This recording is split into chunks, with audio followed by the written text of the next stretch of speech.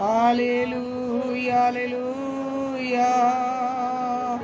రాజానికే వందనాలు వందనాలు వందనాలు వందనాలు వందనాలు వందనాలయా వందనాలు వందనాలు వందనాలు వందనాలు వందనాలు వందనాలు వందనాలు. రాజాని భవనములో రేయింబవలు వేచియుందును. యేసు రాజాని భవనములో రేయింబవలు వేచియుందును.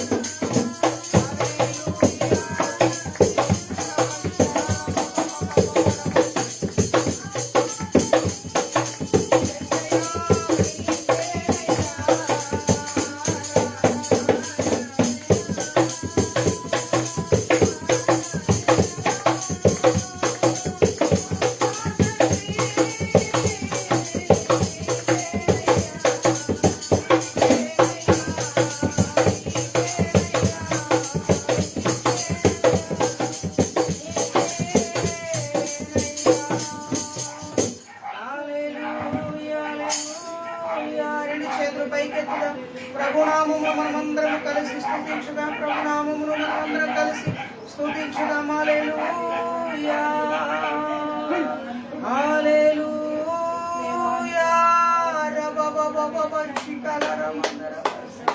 దేవుని వైపు రెండు చేతులు ఎత్తి దేవుని స్తుతించుదాం. హల్లెలూయా చప్పలు దేవుని స్తుతించుదాం. యేసయ్యా నీకు వందనాలు. స్తోత్రం స్తోత్రం స్తోత్రం స్తోత్రం హల్లెలూయా. శాశ్వతమైన ప్రేమతో నన్ను ప్రేమించే మా గొప్ప దేవా నీకే వందనాలు చెల్లిస్తున్నాము తండ్రి. నీకే వందనాలు, నీకే వందనాలు, నీకే వందనాలు వందనాలు వందనాలు వందనాలు వందనాలు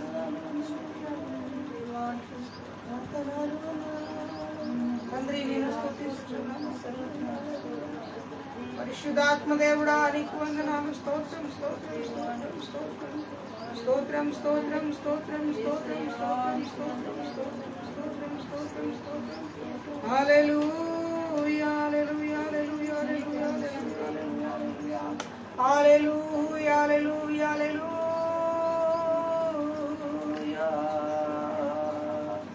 హల్లెలూయా.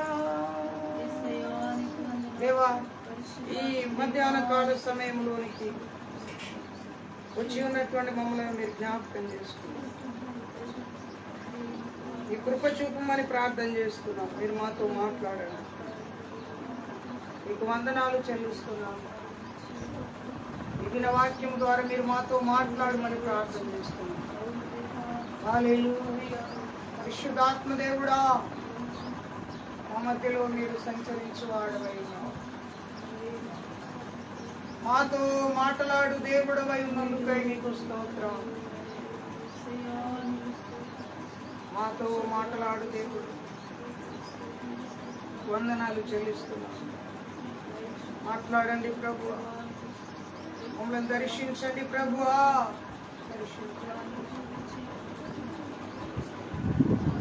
ప్రార్థించుదాం. పరిశుద్ధుడైన మా తండ్రి ఈ ఆరాధన అంతటిని మీకే సమర్పిస్తున్నాను. దిగో ప్రభువా మీరు మాతో మాట్లాడుమని మమ్మల్ని దర్శించుమని మా హృదయాలకు కావలసిన ఈ బలమైన అద్భుతమైన వర్తమానమును మీరు మాకు దయచేయమని ప్రార్థిస్తున్నాను. మీకు వందనాలు చెల్లిస్తున్నాను. మీకే స్తోత్రాలు చెల్లిస్తూ వాక్య భాగం ద్వారా మీరు మాతో మాట్లాడు ఈ ప్రజలను దర్శించమని ప్రార్థన చేస్తూ యేసు నామమున ప్రార్థించి వేడుకుంటున్నాము తండ్రి. ఆమేన్.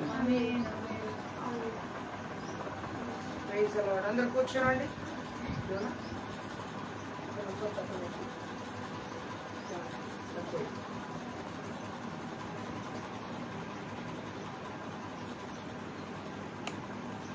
దేవుని పరిశుద్ధ నామమునకు మహిమయు ఘనతయు ప్రభావములు కలుగును గాక. దేవునికి స్తోత్రములు. హల్లెలూయా. దేవుని నామానికి స్తోత్రం కలుగును గాక. ఈ ఉదయకాలం మొదలుకొని దేవుని మందిరంలోనే మరి చాలా సమయం మనమందరం కూడా గడుపుతూ ఉన్నాం. దేవుడు మనకిచ్చినటువంటి భాగ్యమును బట్టి దేవునికి లెక్కింపలేని స్తోత్రాలు కలుగును గాక. హల్లెలూయా. రైట్. ఈ సమయమందున దేవుని యొక్క వాక్యం కొన్ని నిమిషాలు మరి ధ్యానం చేద్దాము. ఆ తర్వాత ప్రభు బల్ల కార్యక్రమంలోనికి మనం వెళ్ళవలసి ఉన్నది. దేవునికి స్తోత్రం. దేవుని వాక్యాన్ని మనము ధ్యానం చేద్దాము. కుడి వచ్చిన మీ అందరికీ మన ప్రభువును ప్రియ రక్షకుడైన యేసుక్రీస్తు నామమున మీ అందరికీ వందనాలు తెలియజేస్తున్నాను. మీ అందరికీ వందనాలు. దేవుని యొక్క వాక్యం చదువుకుందాం. మీకా గ్రంథం, దేవుని వాక్యం తీద్దాం. మీకా గ్రంథము, దేవుని యొక్క వాక్యమును మనం తీసుకుందాం. మీకా గ్రంథం, దేవుని వాక్యాన్ని మనం చదువుదాం. 6వ అధ్యాయము 8వ వచనాన్ని ఒకసారి మనము చదువుదాం. ఎవరైనా చదివి సహాయం చేయాలని కోరుకున్నాం. 6వ అధ్యాయము 8వ వచనాన్ని చదువుదాం. మనుష్యుడా ఏది ఉత్తమమో అది నీకు తెలియజేయబడి ఉన్నది.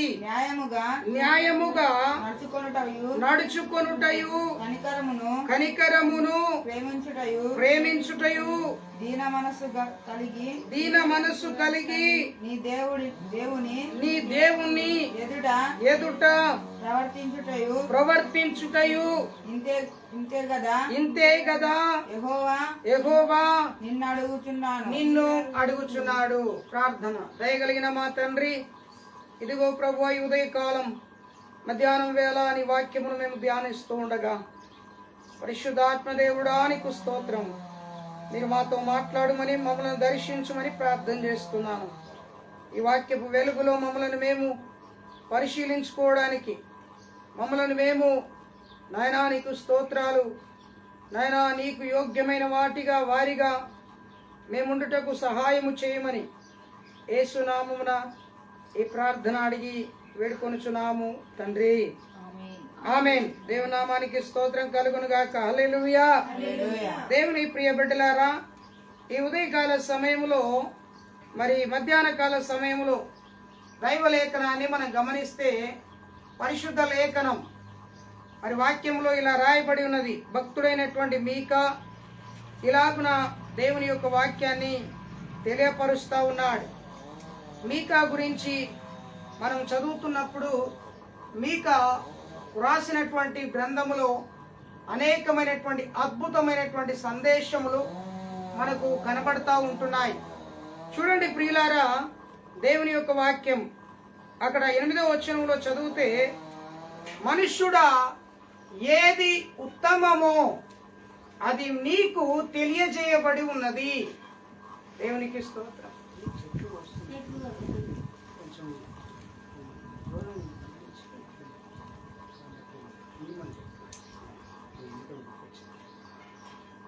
మనుష్యుడా నీకు ఏది ఉత్తమమో అది నీకు తెలియజేయబడి ఉన్నది.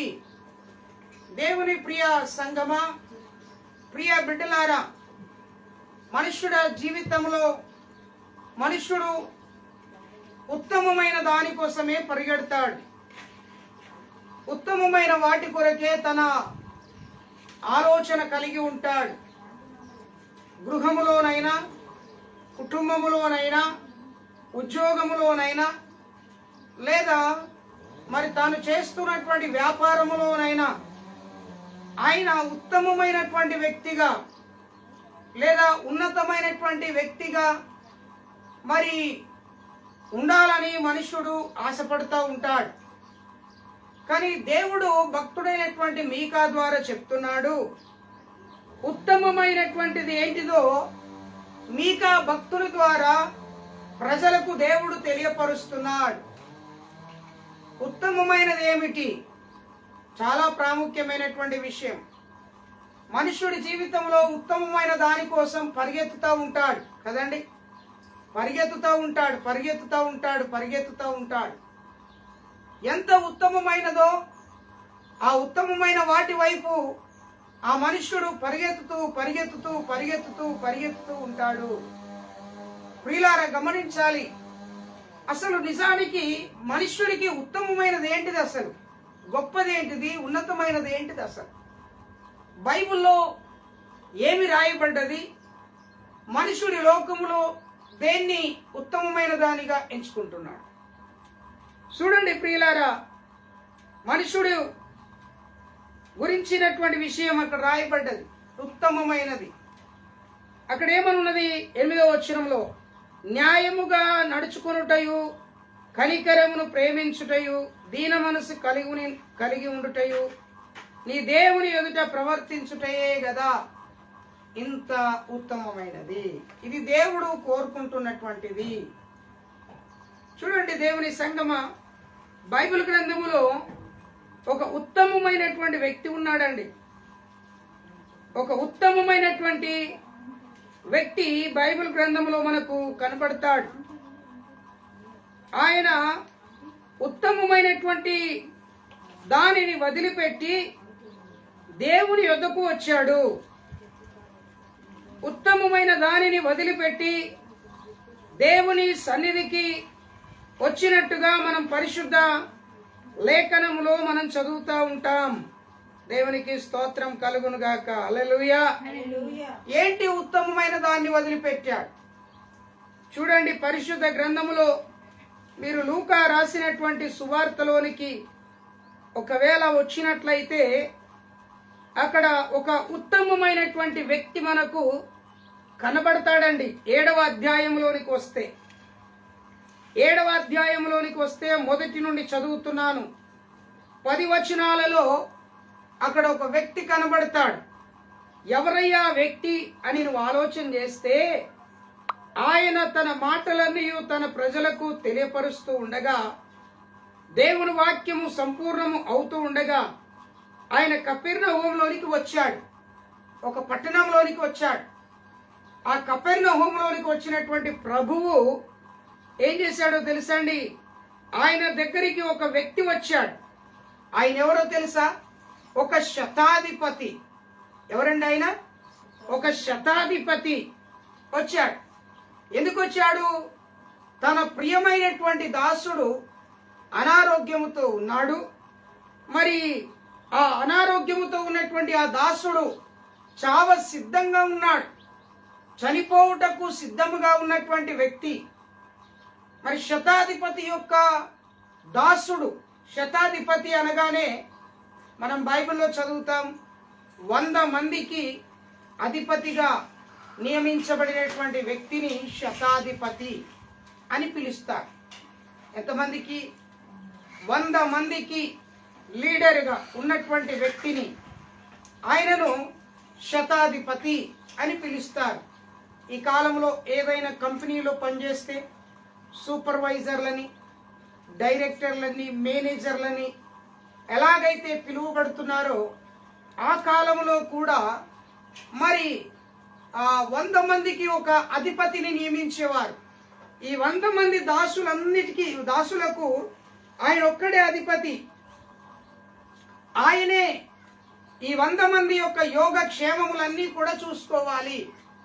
అంటే ఎంత ఉత్తమమైనటువంటి ఉద్యోగం, ఎంత గొప్ప ఉద్యోగం, ఎంత గొప్ప పని ఆలోచన చేయండి మీరు. మరి ఇంత గొప్ప పని ఆయనకున్నది. ఈ గొప్ప పని కలిగినటువంటి వ్యక్తి, ఈ గొప్ప పని నుండి కొనసాగుతున్నటువంటి వ్యక్తి యేసు దగ్గరికి అకస్మాత్తుగా వచ్చాడు. యేసు దగ్గరికి అకస్మాత్తుగా రావడానికి కలిగినటువంటి కారణం ఏంటో తెలుసా అండి? తన దగ్గర 100 మంది పనివారులలో ఒక పనివానికి అనారోగ్యము సంభవించింది. ఒక పనివానికి అనారోగ్యము సంభవించింది. ఆ అనారోగ్యం ఎక్కడి దాకా తీసుకెళ్ళింది అని అంటే, ఆ పనివాడు ఇప్పుడో అప్పుడో ఏమైపోతాడు? చచ్చిపోతాడు. అంటే చావ సిద్ధంగా ఉన్నటువంటి దాసుడు, ఆ దాసుడికి అధిపతి అయినటువంటి శతాధిపతి యేసు దగ్గరికి పరిగెత్తుకుంటూ వచ్చాడు. మరి దాసుడికి వైద్యం చేయించలేదా? చేయించాడు. వైద్యుల దగ్గరికి తీసుకెళ్లలేదా? తీసుకెళ్లాడు. వైద్యులతో సంప్రదించలేదా? సంప్రదించాడు. ఔషధములను వాడలేదా? వాడాడు. మరి ఎందుకు ఆ వ్యక్తి బాగుపడలేదు? ఎందుకు ఆ వ్యక్తి బాగుపరచబడలేదు? ఔషధములు ఆయన శరీరానికి పని చేయలేదు. ఆయన శరీరంలో ఉన్నటువంటి ఆ రోగము నుండి విడుదల చేయుటకు ఆ యొక్క ఔషధములు పని చేయలేదు. ప్రియులారా, ఆలోచించండి. ఇక్కడ మీరు గమనించాల్సిన విషయం, దాసుడు చిన్నవాడు, అంటే పని చెబితే చేయగలిగిన వాడు, పని కొరకు ప్రయాసపడగలిగిన వ్యక్తి. కానీ ఇక్కడ జరిగింది ఏందో తెలుసండి, ఈ దాసుడు కొరకు ఈ యజమానుడు లేదా ఈ శతాధిపతి ఏం చేశాడో తెలుసా? యేసు దగ్గరికి వచ్చాడు. యేసు దగ్గరికి వచ్చి అడుగుతున్న మాట ఏందో తెలుసండి, యేసయ్యా, నా దాసుడు అనారోగ్యముతో ఉన్నాడు, నా దాసుని మీరు వచ్చి స్వస్థపరచుమని బాగు చేయమని కోరుకుంటున్నాడు. ఎవరి ఈ యొక్క శతాధిపతి అని మీరు బైబిల్లో చూస్తే యూదుల పెద్దలను ఆయన యొద్దకు పంపాడు. అంటే యూదులు సైతం ఈ శతాధిపతి యొక్క మాటను వినాలి, పనివారిని పంపించాడు. యేసయ్య దగ్గరికి వెళ్ళారండి, బాగా గమనించాలి. సిద్ధమై ఉన్నటువంటి శతాధిపతి యేసును గురించి విని ఆయన వచ్చి తన దాసుని స్వస్థపరచవలని వేడుకొనుటకు యూదుల పెద్దలను ఆయన యొద్దకు పంపెను. వారు యేసు వద్దకు వచ్చి, నీ వలన ఈ మేలు పొందుటకు అతడు యోగ్యుడు. ఏమంటున్నాడు? అయ్యా, నీ వలన మేలు పొందటానికి ఆయన యోగ్యుడయ్యా, ఆయన దాసుడు. ఆయన దగ్గర పనిచేస్తున్నటువంటి 100 మంది పని వాళ్ళలో ఈ ఒక్కడు ఉన్నాడు, రోగంతో ఉన్నాడు, వ్యాధితో ఉన్నాడు, సమస్యతో ఉన్నాడు. మరి ఆయనను బాగు చేయాలంటే, ఆయన స్వస్థపరచబడాలంటే మరి ఎన్నో వైద్యాలు అన్ని చేశారు, కానీ స్వస్థత జరగలేదు. ప్రభువా, మరి ఇదిగో ఆయన పంపినటువంటి పనివారంగా నీ యొద్దకొచ్చి నేను అడుగుతున్నామయ్యా, ఆయన మాత్రం యోగ్యుడు. ఎవరు యోగ్యుడు? శతాధిపతి యోగ్యుడు. ఎలా యోగ్యుడు చూద్దాం. 4వ వచనం చదవండి. అక్కడ 5వ వచనం, అతడు లూకా సువార్త 7వ అధ్యాయం 5వ వచనం, అతడు మన జనులను ప్రేమించి మనకు సమాజ మందిరములను తానే కట్టించినని ఆయనతో చెప్పి మిక్కిలి బతిమాలు కొనిరి. ప్రైజ్ ది లార్డ్, హల్లెలూయా. ఏమని చెప్తున్నారయ్యా? అతడు ఎవరో కాదు, ప్రజలు దేవుని ఆరాధించడానికి, దేవుని స్తుతించడానికి, దేవుని మహిమపరచడానికి ఇదిగో ఈ శతాధిపతి అంటున్నాం చూసావా? ఈ శతాధిపతి దేవుని మందిరములను, సమాజ మందిరములను ఆయనే కట్టించాడయ్యా. ఆయన యోగ్యుడు. శతాధిపతి అంటే ఎంత ఉన్నతమైన వాడు, ఉత్తమమైనటువంటి వాడినా. ఎంత ఉత్తమమైనటువంటి వాడినా ఆలోచన చేయండి మీరు. 100 మంది పనివారు ఉన్నారు. అంతేకాకుండా 100 మంది పనివారితో పాటు ఇంకేమున్నారు తెలుసండి? ఆయన మాటకు చాలా విలువ ఉంది, గౌరవం ఉంది. యూదులు సైతం ఆయన మాటను వినగలిగినటువంటి వ్యక్తులుగా ఉన్నారు. అంటే ఉత్తమమైన వాడు. బైబిల్లో ఒక మాట ఉంటుంది, చూస్తారా? పేతురు రాసినటువంటి పత్రికలో ఒక మాట ఉంటుంది, ప్రభు దయాళుడు అనే మాట అక్కడ మనకు కనబడుతుంది. చూస్తారా మీరు? 2వ అధ్యాయం 1 పేతురు రాసిన మొదటి పత్రిక 2వ అధ్యాయం 1వ వచనం, ప్రభు దయాళుడని మీరు రుచి చూచి ఉన్న ఎడలా అని అంటాడు. ప్రభు దయాళుడు, దేవుడు దయగలిగిన వాడు. ఉత్తమమైనటువంటి వారిని కూడా యేసయ్య తన దగ్గరికి నడిపించగలిగిన సామర్థ్యం కలిగినటువంటి గొప్ప దేవుడు. శతాధిపతి పనివారిని పంపించి అంటాడయ్యా, మన కొరకు ఆయన సమాజ మందిరాలను కట్టించాడు, ఆయన దాసుని బాగు చేయుటకు ఆయన మీ యొద్దకు పంపాడు. అయితే ఆయన యోగ్యుడయ్యా, ఆయన మేలు పొందుటకు యోగ్యుడు. ఈ రోజుల్లో దేవుని బిడ్డలారా, మేలు అనగానే చాలా మంది ఏమనుకుంటారో తెలుసండి? దేవుడి మందిరానికి వెళ్తే మనకు మేలు కలుగుతుంది, మనం మేలు చేత తృప్తి పొందుతాం, మేలు చేత ఆశీర్వదించబడతాం అని మనం చాలాసార్లు అనుకుంటా ఉంటాం. కానీ నిజానికి మీరు ఆలోచన చేయండి, దేవుని మందిరంలోనికి వెళ్తే మేలు దొరుకుతుంది, దేవుని మందిరంలో మేలున్నది, దేవుని మందిరంలో మేలు పొందుకుంటాం, మరీ మంచిది. కానీ దేవుని మందిరములో నీవు యోగ్యుడవు కావాలి.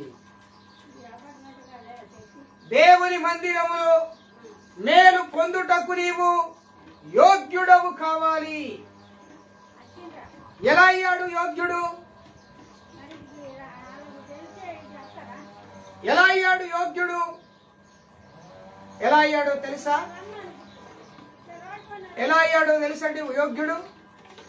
దేవుని మందిరములను కట్టించాడు ఆయన, దేవుని ప్రజలను ప్రేమించాడు ఆయన, దేవుని ప్రజల ఎడల కనికరమును చూపించాడు ఆయన. అందుకే ఆయన యోగ్యుడయ్యాడు. ఆయన యోగ్యుడయ్యాడు. స్తోత్రం, హల్లెలూయా. చూడండి, ఆయన అడుగుతున్నాడు, అయ్యా ఆయన మనకు సమాజ మందిరాలు కట్టించాడు, ఆయన యోగ్యుడయ్యా అనగానే యేసయ్యను వారు చాలా బతిమలాడారు. యేసు ప్రభు అన్నాడు, సరే వస్తానన్నాడు. ఇంటికి వెళ్ళాడు. 6వ వచనం, కావున యేసు వారితో కూడా వెళ్ళెను.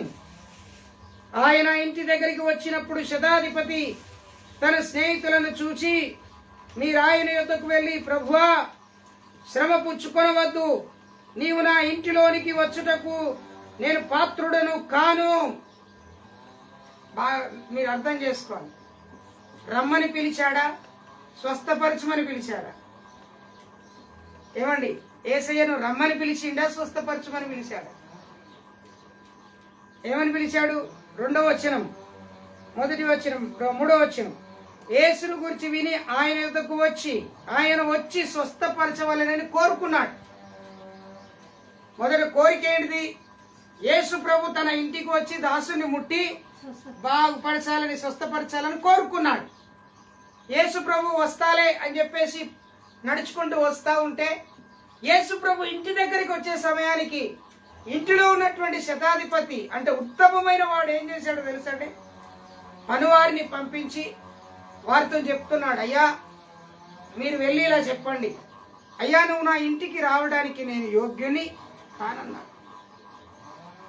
మంచిగా మీరు అర్థం చేసుకుని వాక్యాన్ని మనసు పెట్టి విందాం. యోగ్యుని కాను, మీరు నా ఇంటిలోనికి వచ్చుటకు యోగ్యుని కానయ్యా, ప్లీజ్ మీరు ఇక్కడ ఉండి మాట మాత్రం చెప్పండి, నా దాసుడు బాగుపడతాడు అని అన్నాడు. ఇప్పుడు ఇది ఏ రకంగా అర్థం చేసుకుందాం మనం? పేరుకేమో ఉత్తమమైన వాడు, ఉన్నతమైన వాడు, 100 మందికి నాయకుడిగా ఉన్నాడు. ఒక వ్యక్తి అనారోగ్యం పాలయ్యాడు, యేసు దగ్గరికి పనివారిని పంపించాడు, యేసును వచ్చి స్వస్థపరచమని బతిమలాడాడు. చక్కగా ఉంది. యేసు వచ్చిన తర్వాత ఇంటిలోనికి రానియకుండా, ఇంటిలోకి రాకముందే పనివారిని పంపించి, ప్రభువా నీవు నా ఇంటిలోనికి రావటానికి నేను యోగ్యుని కాను, నువ్వు ఇక్కడ ఉండే నువ్వు మాట చెప్పు, నా దాసుడు ఏమైతాడు? బాగుపడతాడు. యేసు ప్రభు ఇదంతా చూసి ఆ వ్యక్తిని చూసి ఈ మాటలు చెప్పిన తర్వాత ఆ వ్యక్తి ఏమంటున్నాడో తెలుసండి? అయ్యా నేను ఒకరిని రమ్మంటే వస్తాడు, పొమ్మంటే పోతాడు, నాకు కూడా అధికారం ఉంది, నేనేం చెప్తే ఆ మాటలు నన్ను వెంబడించేవారు వింటారు. అయితే దయచేసి మీరు కూడా నా మాట విని ఇక్కడే ఉండి మాట మాత్రం మీరు సెలవియ్యండి. యేసు ప్రభు ఏమన్నాడో తెలుసండి? 9వ వచనం, యేసు ఈ మాటలు విని అతనిని గూర్చి ఆశ్చర్యపడి తన వెంట వచ్చుచున్న జనసమూహం వైపు తిరిగి, ఇశ్రాయేలీయులలోనైనను ఇంత గొప్ప విశ్వాసము నేను చూడలేదని మీతో నిశ్చయముగా చెప్పుచున్నాను. అంటే అంత పెద్ద యోగ్యుడైనప్పటికైనా, ఉత్తమమైన వాడైనప్పటికైనా యేసు ప్రభు రావటం కాదు, కానీ యేసు ప్రభు యొక్క మాట సెలవిస్తే నా దాసుడు బాగుపడతాడు అనే ఒక పరిపూర్ణమైన విశ్వాసం, పరిపూర్ణమైన విశ్వాసం ఎవరికున్నది? శతాధిపతి. యేసయ్య అంటాడు, ఇశ్రాయేలీయులలో ఇలాంటి విశ్వాసము కలిగిన వారు ఇంకొకరు కూడా లేరు. ఇదిగో నిశ్చయంగా చెప్తున్నాను, నీ దాసుడు స్వస్థత పొందునుగాక. స్తోత్రం, హల్లెలూయా. నేనేం చెప్పాలనుకుంటున్నానంటే, మీకా గ్రంథంలో మనం చదువుతున్నాం కదా ఇందాక, మీకా గ్రంథంలో మనం చదివినటువంటి మాట ఏంటిదో తెలుసండి? మనుష్యుడా ఉత్తమమైనది ఏది ఉత్తమమైనదో అది నీకు తెలియజేయబడ్డది. ఏది ఉత్తమమైనది? మన అధికారం మనకు ఉత్తమమైనదిగా కనిపిస్తుంది, మన గర్వం మనకు ఉత్తమమైనదిగా, మన డబ్బు మనకు ఉత్తమమైనదిగా, మన సంపద మనకు ఉత్తమమైనదిగా, మన ఆస్తి అంతస్తు మనకు ఉత్తమమైనదిగా కనపడతాయి. కానీ దేవుడి దగ్గరికి వచ్చినప్పుడు శతాధిపతి అన్నాడు, అయ్యా నాకు అధికారం ఉత్తమమైనదిగా ఉన్నది, నాకు పనివారున్నారు, దాసులున్నారు, అందరూ ఉన్నారు, అవన్నిటికంటే నీ మాట నాకు ఉత్తమమైనది. చెప్పుదమ్మా హల్లెలూయా. నీ మాట నాకు ఉత్తమమైనది. దేవుడు ముందే తెలియపరిచాడండి ఉత్తమమైనది ఏంటిదో. న్యాయముగా నడుచుకోవటం ఉత్తమమైనది. ఈ రోజుల్లో న్యాయం లేదు, అన్ని చోట్ల అన్యాయమే. తినే తిండి మొదలు పెడితే కష్టపడి సంపాదన చేసే సంపాదన వరకు కూడా అన్ని అన్యాయమే. న్యాయమైనది ఒక్కటి కూడా లేదు, న్యాయవంతుడు ఒక్కడు కూడా లేడు. దేవుని బిడ్డలుగా మనం పిలువబడినప్పుడు న్యాయమైన వాటిని మనం చేయాలి, ఒకరికి అన్యాయం చేయకూడదు. బాగా మీరు గుర్తుంచుకోవలసిన విషయాలు ఇవి. ఏ మనుషుడికైనాను, స్నేహితుడికైనాను, కుటుంబానికైనాను, పిల్లలకైనాను, భార్యకైనాను, తల్లిదండ్రులకైనాను, బంధువులకైనాను దయచేసి క్రీస్తును అంగీకరించిన బిడ్డలైన మీకు నేను తెలియజేసేది ఏంటంటే, అన్యాయము నువ్వు చేయకు, నువ్వు న్యాయంగా నడుచుకో. ఒకవేళ నువ్వు న్యాయంగా నడుచుకుంటున్నప్పుడు నీ కుటుంబస్తులు, బంధువులు, స్నేహితులు నిన్ను దూరం చేసుకోవచ్చు, నిన్ను విడిచి వెళ్ళిపోవచ్చు, నీ మాటకు విలువనీయకపోవచ్చు. బట్ బైబిల్ చెప్తుంది నువ్వు న్యాయంగా ఉండు. దేవుడట ఒకరోజు న్యాయమైన తీర్పులోనికి నిన్ను తీసుకొని వచ్చినప్పుడట నువ్వు న్యాయవంతుడుగా కనబడాలి. దేవుడికి ఇచ్చే దశంభాగం నువ్వే తింటున్నావు అనుకో, ఒక మాట, నువ్వు న్యాయవంతుడు ఎలాగైతావు? దేవుడికి ఇవ్వవలసిన ప్రార్థన సమయాన్ని నువ్వు వేరే దానికి ఉపయోగిస్తున్నావు అనుకో, టీవీలో ఉన్న సీరియల్కి లేకపోతే ముచ్చటకో దేనికో ప్రయాణాలకు నువ్వు ఉపయోగిస్తున్నావు అనుకో, నువ్వు ఎలా న్యాయవంతుడు అవుతావు? వారములో ఉండవలసిన ఉపవాస ప్రార్థన దినమున ఉపవాసం ఉండక శుభ్రంగా 7 దినాలు శుభ్రంగా భోంచేస్తున్నటువంటి నీవు దేవుడికి నీవు ఉపవాసం ఉండి ప్రార్థన చేయకపోతే నువ్వు ఎలాగూ న్యాయవంతుడవు, మంతురాలు అవుతావు? దేవుని సేవకుని ఇంటికి పిలిచి ఆరాధన అనగా ప్రార్థన జరిపించుకోవాల్సినటువంటి నీవు ప్రార్థన జరిపించుకోకుండా ఉండటం బట్టి నువ్వు ఎలాగూ నీవు న్యాయవంతుడిగా తీర్చబడతావు. చాలాసార్లు నేను గృహాలు దర్శించడానికి వెళ్తుండేవాడిని ముందు. ఇప్పుడు నేను వెళ్ళడం ఆపేశాను, కొన్ని కారణాలు బట్టి ఆపేశాను. ఇప్పుడు నేను వెళ్ళినప్పుడు నాకు సేవకుడిగా వారు ఏం చేయాలి? ప్రేమించాలి, గౌరవించాలి, కనీసం మంచినీళ్ళైనా ఇవ్వాలి. యేసుప్రభు అన్నాడు, నిన్ను ప్రేమించి నిన్ను చేర్చుకున్నవాడు నీకు గిన్నెడు మంచినీళ్ళు ఇస్తే వాడు ప్రతిఫలం పొందుతాడని అన్నాడు.